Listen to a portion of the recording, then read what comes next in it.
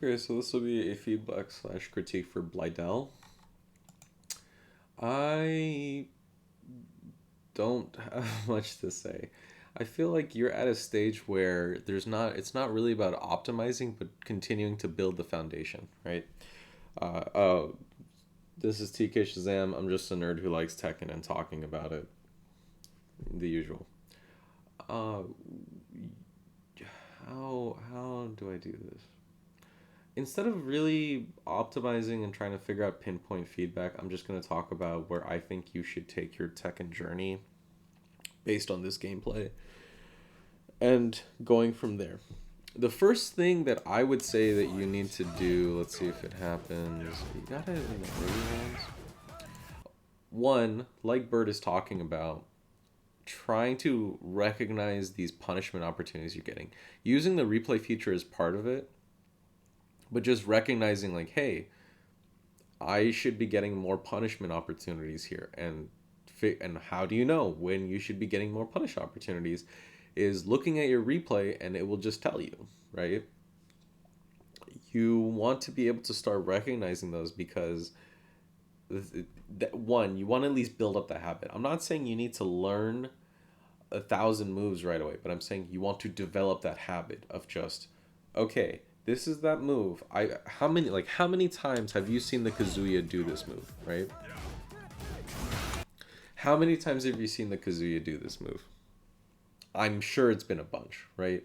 And you want to develop that skill of, okay, this is the 100th time I've seen this move animation. Let me make a quick note. Can I punish it? What is my punish, right? Because it doesn't matter if you're fighting Psycho here or if you're fighting Knee, right? If they do this move, you will punish it the same. And that's the thing. It doesn't matter if it's your first Kazuya or the 100th or 1,000th Kazuya you fight. If they do this move, it's punishable, right? I'd have to verify if the 4-3-1 works. Looks like it does. It kind of looks like he's crouching. I'm not sure, but the idea is the same for any punish situation. And you just want to get into the habit of writing a little note, watching a video on it, and just kind of in the back of your mind, just store that knowledge of, okay, this move is punishable here, right? And like Bert is saying, developing that knowledge base and understanding. The other thing I would add is that you just need to get comfortable with your combos. So, I don't know if it happens here. That's fine. All right, this is good enough, right?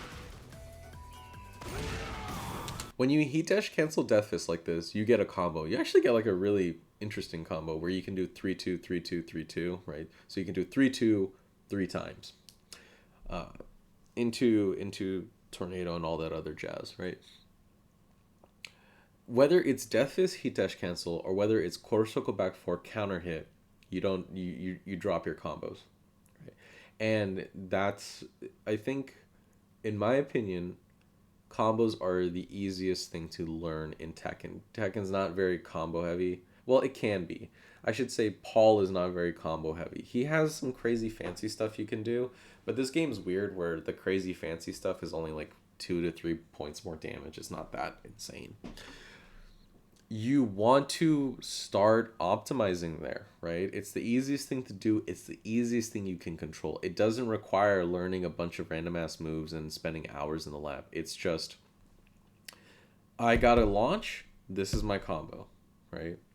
And optimizing that so that you get that damage on every single opportunity you can is important, right?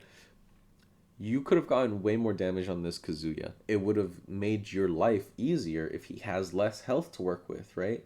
Sure, some of the combo damage will leave them with gray health. That's just something you have to accept in Tekken. But to get that gray health back, he has to use a heat engager on a successful hit, which is not always going to happen, or it forces him to play in a way that you can control or manage. The topic for another time. But I basically just learn your combo, right? Once you learn your combos, learn your punishment, know what your punishes are. You don't need to know what is the optimal punish for. I'm not talking about that. I'm talking about just what is Paul's 12 frame punisher? What is the standing or crouching punisher that he needs, right? Stuff like that. and start developing that knowledge base. And then once you do that, then you can start going, okay, how the fuck do I play neutral, right? I think neutral is very nebulous and kind of difficult. It involves a lot of understanding Tekken as a Tekken on a fundamental or mechanical level, right? And we can talk about that later, but for right now, I think the focus for you should be combos, right? Then knowing what your punishes are, then okay, in neutral, what is a good move Paul has? His down forward one. Okay, why is it good? How can I use it? And just start building up that knowledge base, right? You're at the very start of your journey, so I don't want to overwhelm you too much, even though it's probably already too late. But I think the first step is combos, the second step punishment, and then building up the knowledge base that Bird is talking about. Besides that, I think. Hmm, an advanced concept to think about is just understanding mids, highs, and lows, or high, mid, low, right? Not just these properties, right? But how they interact with each other. As you develop your. This is going to be a little bit more on neutral, and I don't want to make the whole video about it because that shit will take forever. But just when you get comfortable with the combos, when you get comfortable with the punishment, as you develop an understanding of Paul's toolkit, right? Just try to think about how these moves interact. The basic way that I like to think about it is this. What are Paul's scariest moves? His mids, right? So, how do I get these mids to hit? Very rarely, I mean, Paul has Hammer of the Gods, forward 1+2, which is nice. But more often than not, you're not going to launch from it. You're not going to get like a crazy knockdown from it. You get a lot of plus frames, and you can use that to your advantage, but it's not always going to be like that, right? So the idea is, okay, I want my mids to hit. So what am I going to do? You're going to start doing highs, throws, which are just unblockable highs, or lows, right? You want to incentivize your opponent to duck, right? And from there, you want to think about, okay, so how do I get my opponent to duck? What are the highs I can use? What are the lows I can use? What are the throws, right?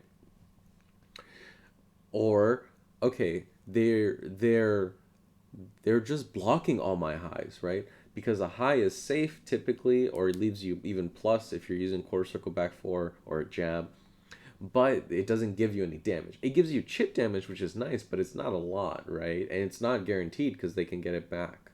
So then you have to start thinking about, okay, well, okay, so they're blocking all my highs, they're blocking all my mids. How do I get damage? How do I get them to duck? And that's when you start looking at the lows, right? If you want to rank up quickly and you want to figure out how to like mess with people, you start throwing them and you start figuring out how to use quarter circle back four and quarter circle forward three, right? Uh there's a lot to go over, and I'm already repeating myself, and I don't want to just beat a dead horse, right? I already talked about what you need to do, and just think about interactions. Think about how the systems work. Okay, my opponent is not ducking. How am I going to make them duck? Or, wow, my opponent is ducking a lot, so all my highs, lows, and throws are missing, right? So how do I stop them ducking? You start doing mids, right? And from there, just kind of piecing together the interactions and stuff like that. And there's a lot more context to it. What to do at plus frames, what to do at minus frames, when to take your turn, when do you want to be greedy, when do you want to be passive. But for right now, just build up that understanding, build up that foundation. And if you have questions, feel free to ask. All right. Have a good one.